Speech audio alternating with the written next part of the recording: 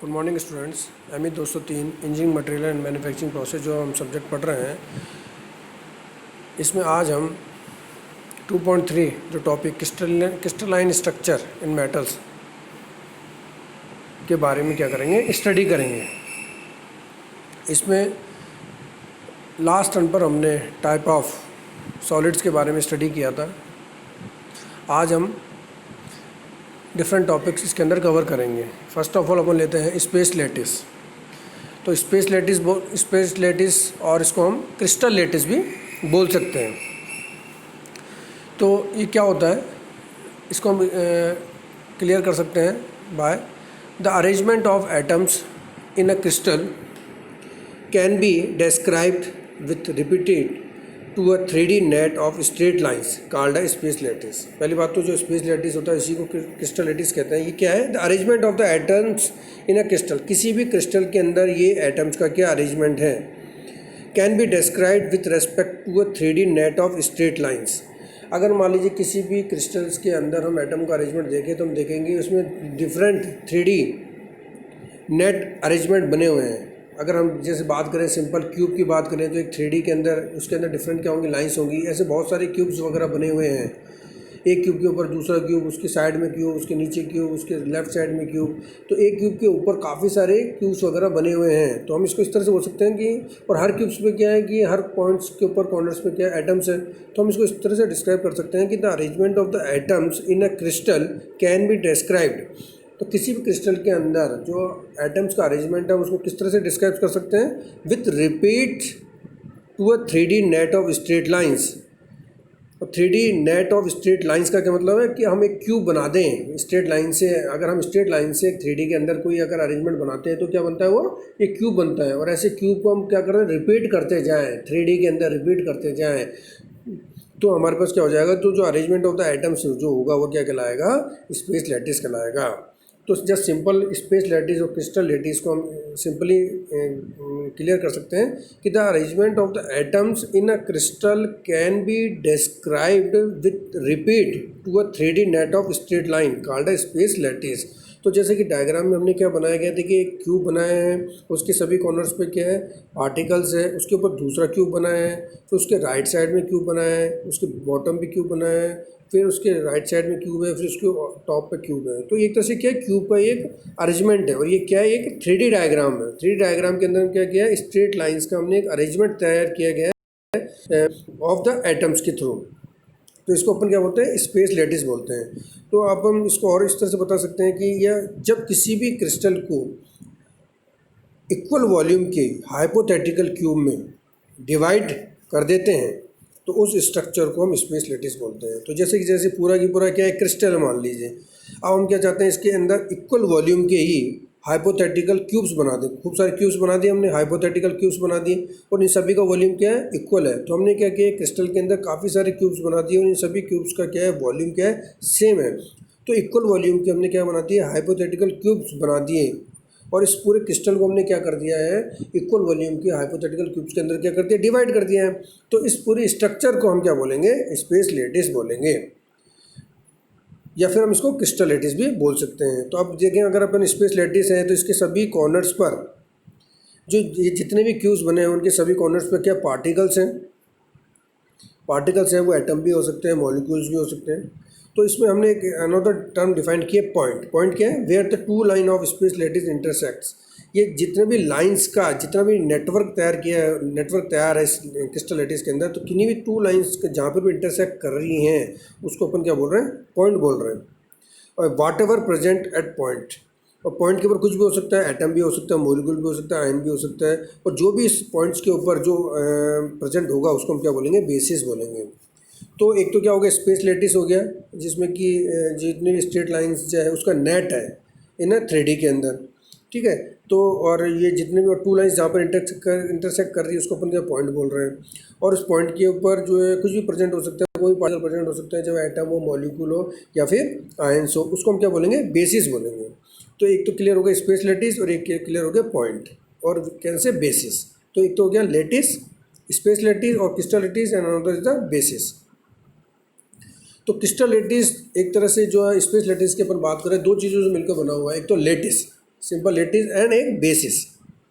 तो जब लेटिस बन जाएगा, लेटिस क्या हो गया, जो लाइंस का जो अरेंजमेंट है इन 3D के अंदर, और जब से सिंपल उसका व्यू क्या है, क्यूब है, ऐसे डिफरेंट क्यूब्स बना दी लाइन के थ्रू, तो वो तो लेटिस बन गया। और उसके सभी पॉइंट्स के ऊपर, इंटरसेक्शन पॉइंट जो है उसके ऊपर जो भी पार्टिकल्स हैं उसको हमने बेसिस बना दिया। तो अगर ये दोनों चीज़ें मिल जाएगी तो हमारा क्या बन जाएगा, क्रिस्टल लेटिस बन जाएगा।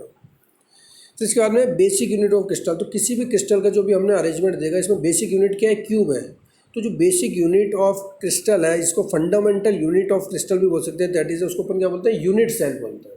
क्या बोलते हैं, यूनिट सेल बोलते हैं। तो यूनिट सेल क्या हो गया, smallest unit of crystal which can regenerate the complete crystal by repeating its own dimension। तो जो यूनिट सेल है वो क्या होगा, एक तरह से किसी भी क्रिस्टल की क्या होगी, स्मॉल यूनिट हो गई सबसे, अभी हमने देखा डायग्राम के अंदर, और वो which can regenerate the complete crystal. और उसको अगर एक के ऊपर एक के ऊपर अरेंज करते जाएंगे तो वो क्या कर सकती है, रीजनरेट कर सकती है the complete crystal by repeating its on dimension. अगर एक यूनिट सेल के ऊपर दूसरी unit cell, another unit cell, ऐसे खूब सारे यूनिट सेल करते जाएंगे तो क्या हो जाएगा, कंप्लीट क्रिस्टल एक तैयार बन जाएगा। तो जस्ट सिंपल यूनिट सेल को हम डिफाइन कर सकते हैं कि smallest unit of crystal which can regenerate the complete crystal by repeating its own dimension। अब हमने क्या किया, एक यूनिट सेल को एक 3D डायग्राम के अंदर बताया है। तो ये एक्स डायरेक्शन, वाई डायरेक्शन और जेड डायरेक्शन। तो एक्स डायरेक्शन के अंदर जो यूनिट सेल इंटरसेप्ट करती है वो डायमेंशन है ए, वाई डायरेक्शन के अंदर जहाँ कट करती है ये, that is the B, and Z direction को जहाँ कट करती है unit cell, that is the C. तो लैटिस एक्सिस हो गई 3 टाइप की, एक्स, वाई एंड जेड। तो हमने लिख दिया है लैटिस एक्सिस बराबर एक्स, वाई, जेड। फिर इसके बाद में प्रिमिटिव्स और इंटरसेप्ट्स। तो एक्स डायरेक्शन, वाई डायरेक्शन और जेड डायरेक्शन के अंदर जहाँ पर भी इस क्यूब ने कट किया है वो क्या हो गए, प्रिमिटिव्स या इंटरसेप्ट्स हो गए, that is the A, B and C. Next है इंटरफेशियल और इंटरएक्शियल एंगल्स। क्या, इंटरफेशियल और इंटरएक्शियल एंगल्स। तो अपन बात करें सबसे पहले एक अल्फा एंगल है जो कि वाई और जेड एक्सिस के बीच में है, और उधर बीटा है जो कि एक्स एंड जेड एक्सिस के बीच में है, एंड वो नेक्स्ट गामा है, वो किसके बीच में है, एक्स एंड वाई एक्सिस के बीच में है। तो हमारे पास इंटरफेशियल और इंटरएक्शियल एंगल हो गए अल्फा, बीटा, गामा। तो अगर सभी पैरामीटर्स को देखें हम, जैसे कि ए, बी, सी जो कि इंटरसेप्ट से हैं, और अल्फा, बीटा, गामा जो कि इंटरफेशियल और इंटरएक्शियल एंगल्स हैं, ये सभी 6 पैरामीटर मिला करके क्या बनाते हैं, लैटिस पैरामीटर बनाते हैं। इसको हम क्या बोलते हैं, लैटिस पैरामीटर भी बोलते हैं। तो ये लैटिस पैरामीटर क्या हो गए हमारे, ए, बी, सी जो कि कट इंटरसेप्ट हैं, और अल्फा, बीटा, गामा जो कि एंगल्स है एक्सिस के बीच में। Next, the crystal consists of unit cell stacked tightly together, each identical in size, shape and orientation with all others। तो हमने देख लिया कि जितनी भी जो यूनिट सेल्स होती हैं, क्रिस्टल किससे बना हुआ है, काफ़ी सारे यूनिट सेल से मिलकर बना हुआ है, ठीक है। और वो बिल्कुल एक दूसरे से क्या होती है, स्टैक्ड होती है टाइटली टुगेदर, बिल्कुल एक दूसरे में कोई गैप नहीं होता, बिल्कुल क्रिस्टल के अंदर बिल्कुल टाइटली क्या होती है, स्टैक्ड होती है टुगेदर के अंदर। और सभी की सभी क्या होती है, आइडेंटिकल होती है, चाहे साइज़ की बात करें चाहे शेप की बात करें, ठीक है। तो ये इस तरह से अगर सभी यूनिट सेल को अपन स्टैक टुगेदर कर देंगे, जो कि और ये सारी जो यूनिट सेल है साइज, शेप और ओरिएंटेशन के अंदर अगर बिल्कुल आइडेंटिकल है, तो ये क्रिस्टल हमारा क्या हो जाता है, तैयार हो जाता है। अब बात आती है यूनिट सेल जो होती है वो 2 टाइप की होती है, एक तो प्रिमिटिव्स यूनिट सेल और एक होती है non primitive unit cell. Primitive unit cell क्या होती है, हमने लिखा है इसमें, the unit cell containing only 1 atoms per unit cell. अगर पर यूनिट सेल के अंदर 1 एटम्स है तो उसको हम क्या बोलते हैं, प्रिमिटिव यूनिट सेल बोलते हैं। और दूसरा है नॉन प्रिमिटिव सेल्स, वो क्या होती है, those containing more than 1 atom per unit cell are called. अगर पर यूनिट सेल के अंदर अगर एक से ज़्यादा एटम्स हैं तो उसको अपन क्या बोलते हैं, नॉन प्रिमिटिव यूनिट सेल बोलते हैं। प्रिमिटिव यूनिट सेल्स के अगर एग्जांपल देखें तो सिंपल क्यूबिक है, सिंपल क्यूबिक एक एग्जांपल है यूनिट सेल का, सिंपल क्यूबिक यूनिट सेल क्या होगा, प्रिमिटिव का एग्जांपल है। इसी तरह से अगर नॉन प्रिमिटिव की बात करें अपन तो एग्जांपल हो जाएंगे, जैसे एफसीसी हो गई, फेस सेंटर क्यूबिक हो गई, एचसीपी हो गई, हेक्सागोनल क्यूब पैकेट स्ट्रक्चर हो गई, एंड सेंटर हो गई, ये सभी क्या है, नॉन प्रिमिटिव यूनिट सेल है। तो यूनिट सेल कितने टाइप की हो गई, प्रिमिटिव यूनिट सेल और नॉन प्रिमिटिव यूनिट सेल्स। अब हम अगर बात करें कि depending upon the relation between lattice parameter the unit cell can be divided into 7 groups known as crystal system. तो जितने भी हमारे लैटिस पैरामीटर है, अगर इसके बीच में हम रिलेशंस निकालें तो उस आधार पर यूनिट सेल जो होती है उसको हम कितने भागों डिवाइड कर सकते हैं, 7 ग्रुप्स के अंदर डिवाइड कर सकते हैं। और इस जो 7 ग्रुप्स होते हैं वो क्या कहलाते हैं, क्रिस्टल सिस्टम कहलाते हैं। तो क्रिस्टल सिस्टम क्या हो गया, the units depending upon the relation between the lattice parameter, the unit cell can be divided into 7 groups known as a crystal system. Clear? These 7 different type of crystal system can be further subdivided into 14 types. तो ये जो crystal system है जो कि 7 type के, इसको हम आगे अपन क्या कर सकते हैं, 14 टाइप्स के अंदर क्या कर सकते हैं, सब डिवाइडेड कर सकते हैं depending upon the basic arrangement of atoms within a unit cell. किस आधार पर हम डिवाइड कर सकते हैं इसको, जो कि बेसिक अरेंजमेंट है एटम्स का यूनिट सेल के अंदर, उस आधार पर हम इसको क्या कर सकते हैं, 14 टाइप्स के अंदर क्या कर सकते हैं, डिवाइड कर सकते हैं। तो क्रिस्टल सिस्टम तो हो गए, देखिए लेटिस जो पैरामीटर है उस अगर इसके अंदर रिलेशंस निकालें तो उस आधार पर क्रिस्टल सिस्टम तो हो गए, वो 7 तरह के हो गए अपने पास में। और 7 को अपन क्या कर सकते हैं, 14 सब डिवाइड कर सकते हैं किसके बेसिस पे, किसी भी यूनिट सेल के अंदर जो एटम्स का अरेंजमेंट है उस आधार पर।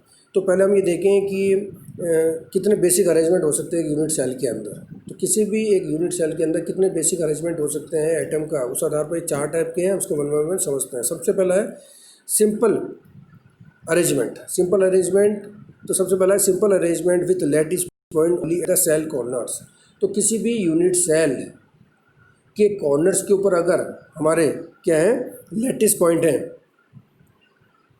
तो वो क्या कहलाएगा, सिंपल अरेंजमेंट कहलाएगा। तो सिंपल अरेंजमेंट क्या हो गया, एक यूनिट सेल के सिर्फ कॉर्नर्स के ऊपर ही क्या है, एटम्स का अरेंजमेंट है। लैटिस पॉइंट क्या है, सिर्फ एटम, सिर्फ क्या है, कॉर्नर्स पर ही है।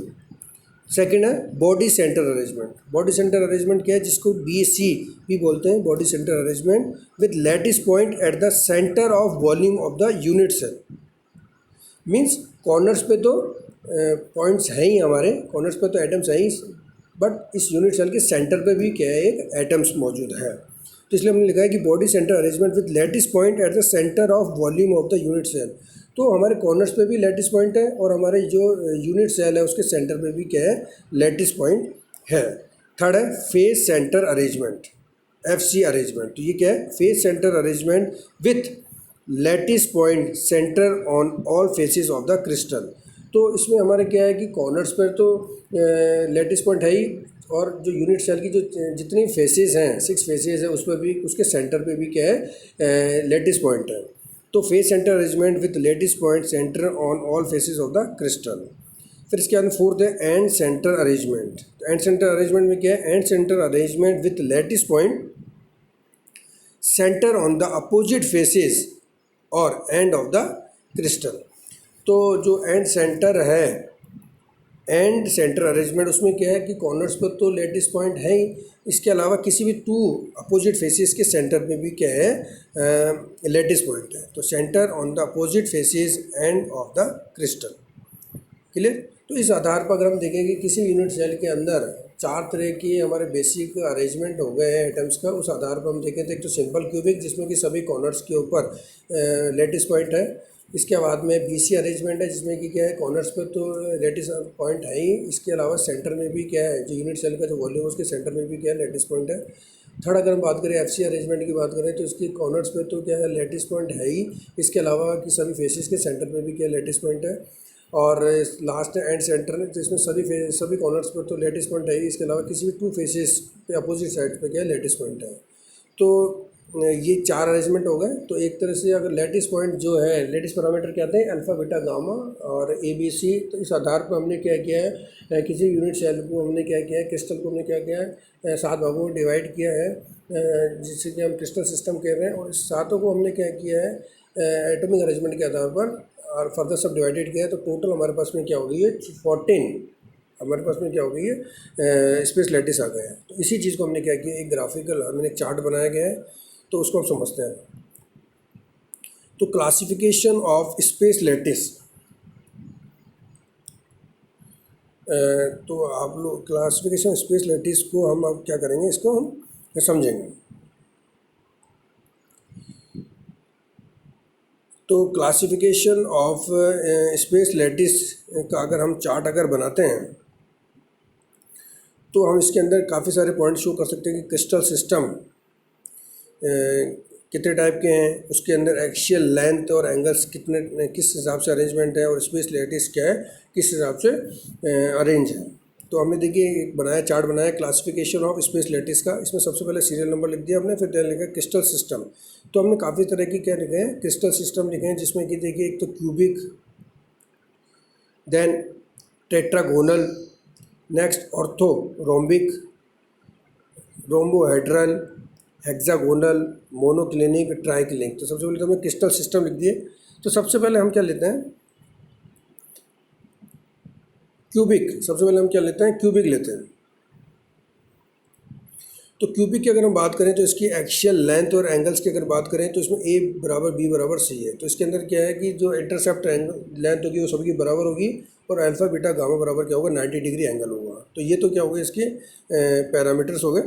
और स्पेस लैटिस जो होंगे वो इसमें 3 टाइप के होंगे, एक तो सिंपल होगा, एक बीसी होगा, और एक क्या होगा इसका अंदर एफसी होगा, बॉडी सेंटर, और एक फेस सेंटर होगा आपके पास हो। फिर इसके बाद में क्या है, टेट्रागोनल है। टेट्रागोनल के अंदर क्या है, ए बराबर B and not equal to C, मतलब ए और बी तो बराबर बट इक्वल टू नहीं है, सी के नहीं है, और अल्फा बीटा गामा बराबर क्या है, 90 डिग्री है। तो ये क्या होगा, इसके एक्सियल लेंथ एंड एंगल्स। इस आधार पर स्पेस लैटिस 2 टाइप के हैं, एक तो सिंपल और एक बीसी। फिर इसके बाद में थर्ड है ऑर्थोरोम्बिक। ऑर्थोरोम्बिक की अगर हम बात करें तो A is not equal to B is not equal to C, तीनों डायमेंशन के अलग अलग है, और alpha equal to beta equal to gamma बराबर क्या है, 90 डिग्री है। तो इस आधार पर अगर हम देखें तो ये 3 तरह के स्पेस लैटिस है, सिंपल है, बीसी बॉडी सेंटर है, देन बेस सेंटर जिसको एंड सेंटर भी बोलते हैं, और एक एफसी है। फिर इसके अंदर फोर्थ है रोम्बोहाइड्रल। रोम्बोहाइड्रल के अंदर क्या है, ए बराबर बी बराबर सी है, एंड अल्फा बराबर बीटा बराबर गामा है, बट ये 90 डिग्री के बराबर नहीं है, और इस आधार पर सिर्फ एक ही स्पेस लैटिस होता है, दैट इज़ अ सिंपल। इसके बाद में हेक्सागोनल। हेक्सागोनल के अंदर अगर हम बात करें तो ए बराबर B and not equal to C है, एंड अल्फा बराबर बीटा बराबर 90 डिग्री है, एंड गामा बराबर क्या है, 120 डिग्री है। तो ये एक्सियल लेंथ एंड इसके एंगल्स हैं। इस आधार पर स्पेस लैटिस जो है एक ही टाइप का, that is a simple. Next इसके बाद में 6th है मोनोक्लिनिक। मोनोक्लिनिक टाइप का जो क्रिस्टल सिस्टम होगा, इसके अंदर A is not equal to B is not equal to C, and alpha is not equal to gamma equal to 90 degree. Alpha बराबर गामा बराबर नहीं है, बट ये और ये इक्वल टू क्या 90 डिग्री है, and not equal to beta. इस आधार पर ये स्पेस लैटिस 2 टाइप का है, सिंपल और बेस सेंटर। फिर 7th नंबर पर इसमें ट्राइक्लिनिक। इसके अंदर A is not equal to B is not equal to C, and alpha is not equal to beta is not equal to gamma not equal to 90 degree. तो ये इस आधार पर कितना सिंपल टाइप का है, सिंपल इस आधार पर। तो अगर इस आधार पर देखें तो क्रिस्टल सिस्टम कितने हो गए, 7 तरह के हो गए, cubic, tetragonal, orthorhombic, rhombohedral, hexagonal, monoclinic और ट्राइक्लिनिक। और इस आधार पर जो स्पेस लैटिस हो गए, 1 क्यूबिक के लिए 3 हो गए, सिंपल बीसी एफसी, टेट्रागोनल के लिए 2 हो गए, सिंपल एंड बीसी, ऑर्थोरोम्बिक के लिए 3 हो गए, simple BC base centre and FC, rhombohedral के लिए 1 हो गया सिंपल, हेक्सागोनल के लिए 1 हो गया सिंपल, मोनोक्लिनिक के लिए 2 हो गए simple and base centre, and triclinic के लिए क्या हो गया सिंपल। तो इस आधार पर देखिए क्रिस्टल सिस्टम तो कितने हो गए, 7 हो गए, और जो स्पेस लैटिस है वो कितने टाइप के हो गए, 14 टाइप के हो गए। तो आप लोगों को यहाँ तक क्लियर हो गया होगा कि जो क्लासिफिकेशन और स्पेस लैटिस हम किस तरह से क्या कर सकते हैं, डिस्टिंग्विश कर सकते हैं। तो आज हम लोगों ने क्या किया है, स्पेस लैटिस के बारे में हमने क्या किया, स्टडी किया है, जिसको कि हम क्रिस्टल लैटिस भी बोलते हैं। इसके बाद में हमने क्या किया, यूनिट सेल के बारे में क्या किया है, हमने अंडरस्टैंड किया है, और इसके बाद में हमने लैटिस पैरामीटर के बारे में स्टडी किया है। फिर उसके बाद हमने क्लासिफिकेशन ऑफ स्पेस लैटिस के बारे में स्टडी किया। तो आप लोगों को ये क्लियर हो गया होगा। नेक्स्ट टाइम पर हम जो अनदर जो इम्पोर्टेंट टॉपिक्स है, पैकिंग नंबर, उसको हम क्या करेंगे, कोऑर्डिनेशन नंबर, उसको हम क्या करेंगे, कवर करेंगे। Thank you.